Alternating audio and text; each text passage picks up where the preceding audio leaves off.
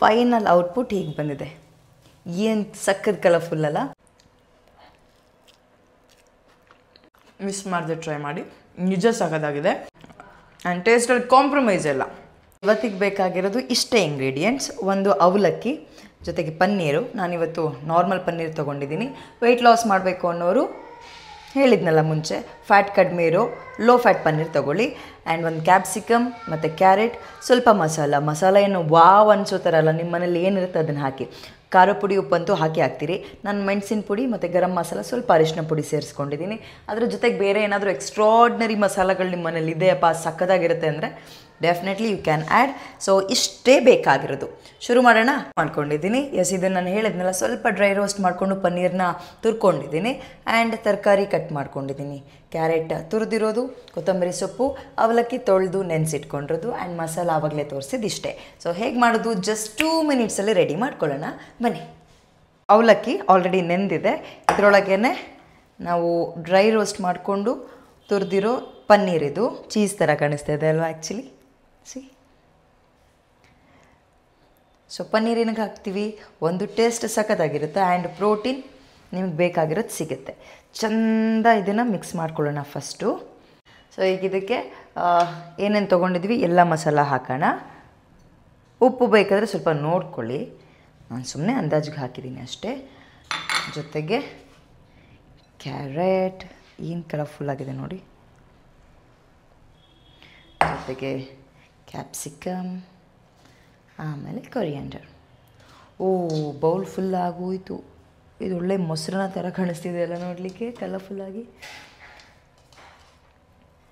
ಇದನ್ನು ಚೆನ್ನಾಗಿ ಮಿಕ್ಸ್ ಮಾಡ್ಕೊಳ್ಳೋಣ. ಕಟ್ಲೆಟ್ ಮಾಡ್ತೀವಲ್ಲ ಆ ಮೆಜರ್ಮೆಂಟಿಗೆ ಇದು ಸಾಫ್ಟ್ ಆಗಬೇಕು. ಮಿಕ್ಸ್ ಮಾಡಿ ನೋಡಿ, ಚೆನ್ನಾಗಿ ಮಿಕ್ಸ್ ಆಗಿದೆ. ಸೊ ಇದನ್ನು ಕಟ್ಲೆಟ್ ಶೇಪಲ್ಲಿ ಮಾಡ್ಕೊಳ್ಳೋಣ ಆಯಿತಾ. ನಮಗೆಲ್ಲ ಸ್ಕೂಲ್ಗೆ ಹೋಗಬೇಕಾದ್ರೆ ಕೆಲವೊಂದು ಮಾತುಗಳು ಹೇಳ್ಕೊಡೋರು ಟೀಚರ್ಗಳು. ಊಟ ಬಲ್ಲವನಿಗೆ ರೋಗವಿಲ್ಲ, ಮಾತು ಬಲ್ಲವನಿಗೆ ಜಗಳವಿಲ್ಲ, ಊಟ ಬಲ್ಲವನಿಗೆ ರೋಗ ಇಲ್ಲ ಅಂತ. ಅದೆಲ್ಲ ಸುಮ್ಮನೆ ನಮಗೆ ಆ ಮಾರ್ಕ್ಸಿಗೋಸ್ಕರ ಕಲ್ತ್ಕೊಳ್ತಾ ಇದ್ವಿ. ಬಟ್ ಸೀರಿಯಸ್ಲಿ ಅದು ಎಷ್ಟು ಅರ್ಥ ಅಂದರೆ, ಹೆಲ್ತ್ ಒಂದ್ಸಲ ಕೈ ಕೊಟ್ಟ ಮೇಲೆ ಗೊತ್ತಾಗುತ್ತೆ. ಕಾಯಿಲೆ ಬಿದ್ವಾ, ಊಟದಿಂದನೇ ಕಾಯಿಲೆ ಬಿದ್ದಿರ್ತೀವಿ ಅಂದರೆ ನಮ್ಮ ಹೆಲ್ತ್ ಡಯಟ್ ಸರಿ ಇರಲ್ಲ ಅಂತ. ಆ್ಯಂಡ್ ಕಾಯಿಲೆ ಬಿದ್ದಾದ್ಮೇಲೆ ಡಾಕ್ಟ್ರ್ ಏನು ಹೇಳ್ತಾರೆ, ಲೈಫ್ ಸ್ಟೈಲ್ ಅಂದರೆ ಡಯಟ್ ಸರಿಯಾಗಿ ಮೇಂಟೈನ್ ಮಾಡಿ ಅಂತಾರೆ. ಆಮೇಲೆ ತುಂಬ ಜನ ನಮ್ಮಲ್ಲಿ ಡಯಟ್ ಅಂದರೆ ಊಟ ಬಿಡೋದು, ಡಯಟ್ ಅಂದರೆ ಅನ್ನ ತಿಂದೇ ಇರೋದು, ಡಯಟ್ ಅಂದರೆ ಇಷ್ಟು ಮಾತ್ರ ತಿನ್ನೋದು ಅಂದ್ಕೊಂಡಿದ್ದಾರೆ. No, what is diet? ಎಕ್ಸಾಕ್ಟಾಗಿ ನಮ್ಮ ದೇಹಕ್ಕೆ ಏನು ಬೇಕು ಅದನ್ನು ಹೆಲ್ದಿಯಾಗಿ ನಮಗೆ ಸಿಗೋದ್ರಲ್ಲೇ ಮಾಡ್ಕೊಂಡು ತಿನ್ನೋದು, ಒತ್ತೊತ್ತಿಗೆ ಅಂದರೆ ಟೈಮಿಗೆ ತಿನ್ನೋದೇ ಎಕ್ಸಾಕ್ಟ್ ಡಯಟ್. ನಾವು ತುಂಬ ತಪ್ಪರ್ಥದಲ್ಲೇ ಇದ್ದೀವಿ. ಸೊ ನಾನು ಬ್ರೇಕ್ಫಾಸ್ಟ್ಗೆ ಹೇಳ್ತಾ ಇದ್ದೆ, ಅಂದರೆ ಡಯಟ್ ಮಾಡಬೇಕು, ಏನು ತಿನ್ಬೇಕು ಹೇಳಿ ಅಂತ ತುಂಬ ಜನ ಕಾಮೆಂಟ್ ಮಾಡಿದಾಗ, ವೆಯ್ಟ್ ಲಾಸ್ ಅಂತ ಬಂದಾಗ ಅಂದರೆ ಕ್ಯಾಲೋರೀಸ್ ಸ್ವಲ್ಪ ಕಡಿಮೆ ಇಂಟೇಕ್ ಮಾಡಬೇಕು. ನಮ್ಮ ಬಾಡಿಗೆ ಎಷ್ಟು ಬೇಕೋ ಅದಕ್ಕಿಂತ ಚೂರು ಕಡಿಮೆ ಮಾಡಿದ್ರೆ ಆಟೋಮೆಟಿಕ್ಕಾಗಿ ವೆಯ್ಟ್ ಲಾಸ್ ಆಗುತ್ತೆ. ಜೊತೆಗೆ ಬಾಡಿ ಮೂವ್ಮೆಂಟ್ಸ್ ಇರಬೇಕು. ಅವ್ರಿಗೆ ಅವಲಕ್ಕಿ ಮಾಡಿಸಿದ ತಿಂಡಿ ಆಲ್ರೆಡಿ ನಾನು ಒಂದು ವಿಡಿಯೋದಲ್ಲಿ ಹೇಳಿದ್ದೆ. ಆ್ಯಂಡ್ ರವೆ ಕ್ಯಾಲೋರೀಸ್ ಕಡಿಮೆ ಇರುತ್ತೆ, ಬೇಗ ಡೈಜೆಸ್ಟ್ ಆಗುತ್ತೆ. ರವೆ ಅಂದರೆ ಉಪ್ಪಿಟ್ಟು ಮಾಡ್ಕೋಬೋದು, ಇಡ್ಲಿ ಮಾಡ್ಕೋಬೋದು, ದೋಸೆ ಮಾಡ್ಕೋಬೋದು, ಹೀಗೆ. ಆಮೇಲೆ ಓಟ್ಸ್ 5 ನಿಮಿಷಕ್ಕೆ ಮಾಡಿದ್ಬೋದು. ಓವರ್ ನೈಟ್ ಓಟ್ಸ್ ಅಂತ ಮಾಡ್ತಾರೆ.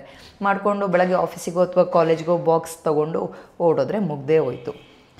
ಸೊ ಇಷ್ಟೇ. ಆ್ಯಂಡ್ ಇದರಲ್ಲಿ ಇವತ್ತು ನಾನು ಹೇಳಿಬಿಡ್ತೀನಿ ಕೇಳಿ. ಅವಲಕ್ಕಿ ಕಾರ್ಬೋಹೈಡ್ರೇಟ್ ಆಗುತ್ತಾ. ಆ್ಯಂಡ್ ತರಕಾರಿ ಹಾಕಿದ್ದೀವಿ, ಕ್ಯಾಪ್ಸಿಕಮ್ ಮತ್ತು ಕ್ಯಾರೆಟ್ ಹಾಕಿದ್ದೀವಿ. ಫೈಬರ್ ಆಯಿತಾ. ಪ್ರೋಟೀನಿಗೆ ಪನ್ನೀರ್ ಇದೆ. ಇನ್ನೆಂತ ಬೇಕು, ಇಷ್ಟೇ. ಇದರ ಜೊತೆಗೆ ಸ್ವಲ್ಪ ಸಾಸ್ ಅಥವಾ ಡಿಪ್ ಮಾಡಲಿಕ್ಕೆ ಏನಾದರೂ ದಹಿ ಏನಾದರೂ ಮಾಡಿಕೊಂಡ್ರೆ ಊಟ ಆಗಲ್ಲ, ಇದು ತಿಂಡಿ ಆಗುತ್ತೆ, ಇಲ್ಲ ಸ್ನ್ಯಾಕ್ಸ್ ಆಗುತ್ತೆ ಆರಾಮಾಗಿ. ಓಕೆ, ನೆಕ್ಸ್ಟ್ ನೋಡಿ ಎಷ್ಟು ಕಲರ್ಫುಲ್ಲಾಗಿ ಬಂದಿದೆ. I show you. 1 ಸೆಕೆಂಡ್, ನೀವೇ ಬನ್ನಿ ಹತ್ರ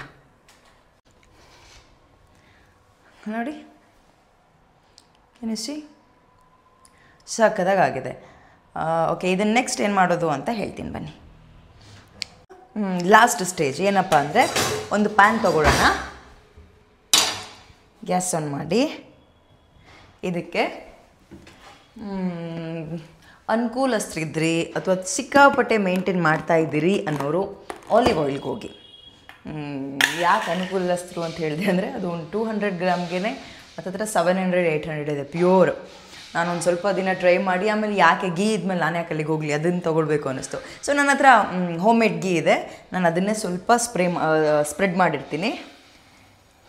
ಅದೆರಡೂ ಆಪ್ಷನ್ ಇಲ್ಲ ಅನ್ನೋರು ತಲೆ ಕೆಡಿಸ್ಕೋಬೇಡಿ.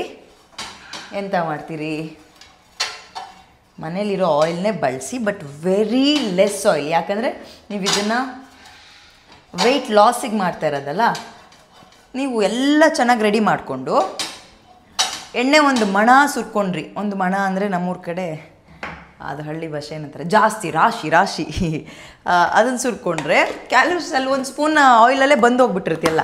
ಅದಕ್ಕೆ ಜಸ್ಟ್ ಸ್ಪ್ರೇ ಮಾಡ್ದಂಗೆ ಇರಬೇಕು. ನಾನು ಸ್ವಲ್ಪ ಹಾಕಿದ್ದೀನಿ. ಈಗ ರೆಡಿ ಮಾಡ್ಕೊಂಡಿದ್ವಲ್ಲ, ಇದನ್ನು ಇಡೋಣ.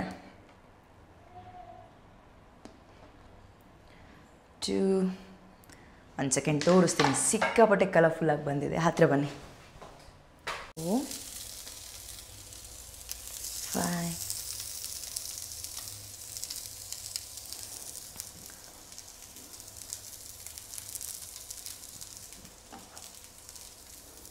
ಇಷ್ಟು ಮಾಡ್ಕೊಳ್ಳೋಣ. ಆಮೇಲೆ ಉಳಿದಿದ್ದನ್ನು ಹಾಕೋಣ. ಆಮೇಲೆ ಇದನ್ನು ವೆಯ್ಟ್ ಲಾಸ್ ಮಾಡಬೇಕು ಅನ್ನೋರೇ ತಿನ್ನಬೇಕಂತ ಏನಿಲ್ಲ. ಸ್ನ್ಯಾಕ್ಸ್ ಥರ ಯೂಸ್ ಮಾಡ್ಬೋದು, ಮಕ್ಳಿಗೆ ಕೊಟ್ಟು ಕಳಿಸ್ಬೋದು.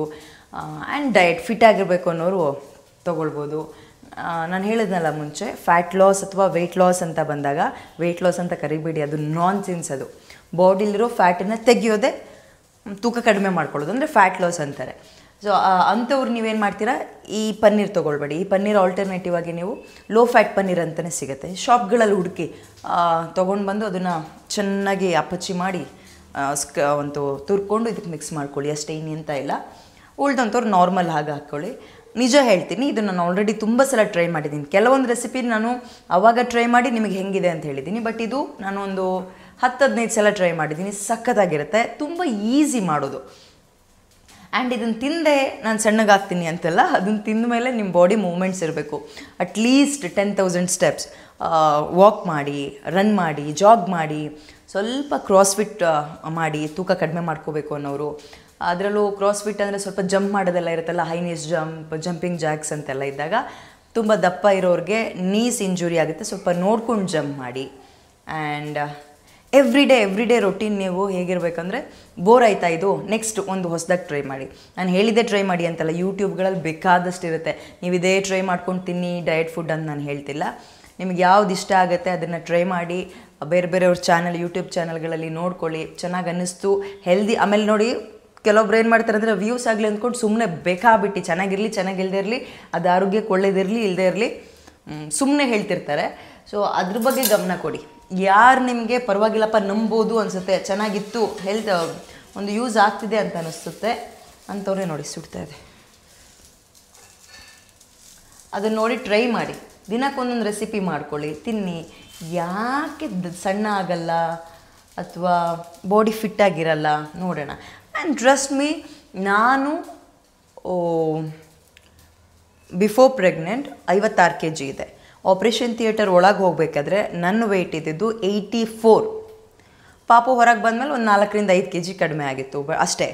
ಅಲ್ಲಿಗೆ ಇದ್ದೆ ನಾನು 79-80 kg ಇದೆ. ಅಲ್ಲಿಂದ ಇಲ್ಲಿಗೆ ಡೆಫಿನೆಟ್ಲಿ ಎಲ್ಲರೂ ಫೇಸ್ ಮಾಡೋ ಥರ ಆ ಶಾಗಿ ಹೊಟ್ಟೆ ಇತ್ತು, ಬೊಜ್ಜು. ಈಗಲೂ ಇನ್ನು ಪೂರ್ತಿ ಕಡಿಮೆ ಆಗಿಲ್ಲ, ಇನ್ನೂ ಕಡಿಮೆ ಮಾಡೋದು ಒಂದು 20-30% ಬಾಡಿ ರಿಪೇರಿ ಮಾಡೋದಿದೆ. ಬಟ್ ಹೆಂಗೆ ಸಾಧ್ಯ ಆಯಿತು ಅಂದರೆ ಕನ್ಸಿಸ್ಟೆನ್ಸಿ, ಡೈಲಿ ಮಾಡ್ತಾ ಇರಬೇಕು.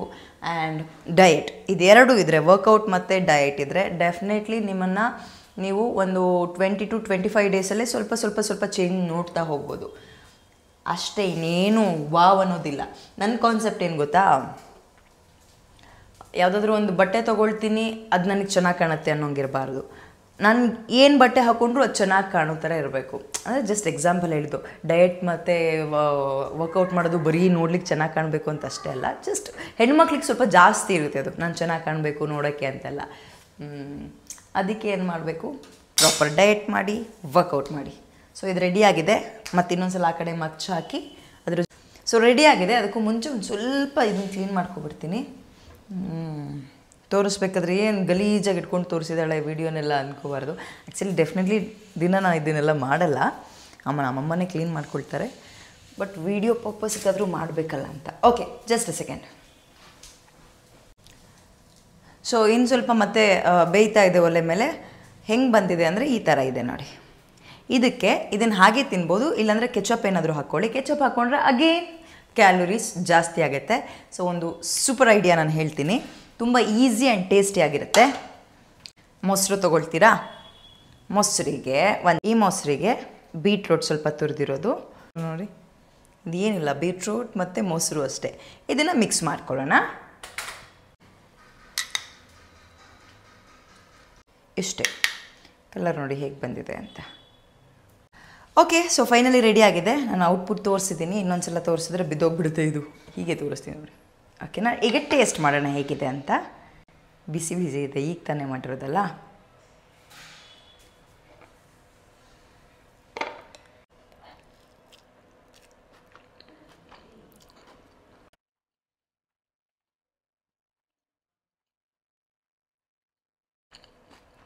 ಮಿಸ್ ಮಾಡದೆ ಟ್ರೈ ಮಾಡಿ, ನಿಜ ಸಖತ್ತಾಗಿದೆ. ಆ್ಯಂಡ್ ನಾನು ಇದೇನೋ ಫಸ್ಟ್ ಟೈಮ್ ಮಾಡಿ ಟ್ರೈ ಮಾಡ್ತಿರೋದಿಲ್ಲ, ಆಲ್ರೆಡಿ ತುಂಬ ಸಲ ಮಾಡಿದ್ದೀನಿ. ಆಗ ನಂಗೆ ಕಾನ್ಫಿಡೆನ್ಸ್ ಇತ್ತು ಇದು ಚೆನ್ನಾಗಿ ಬರುತ್ತೆ ಅಂತ.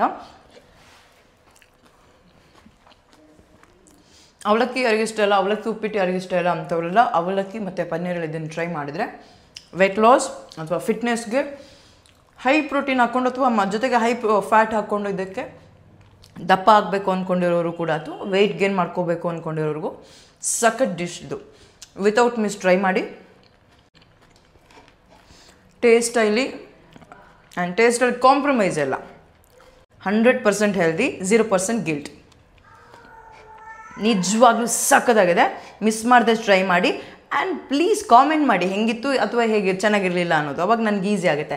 ಆ್ಯಂಡ್ ಅಗಿನ್ ಸೇಮ್ ಡೈಲಾಗ್ ಹಳೆ ವಿಡಿಯೋದಲ್ಲೇ ಹೇಳಿರೋ ಥರ, ಗಂಡು ಮಕ್ಕಳು ನಿಮಗೆ ಮಾಡ್ಕೊಳಕ್ಕೆ ಬರಲಿಲ್ಲ ಅಂದರೆ ನಿಮ್ಮ ಅಕ್ಕ ತಂಗಿಗೆ ಅಥವಾ ಅಮ್ಮನಿಗೆ ಶೇರ್ ಮಾಡಿ, ವೈಫಿಗೆ ಶೇರ್ ಮಾಡಿ, ಮಾಡಿಕೊಡ್ತಾರೆ.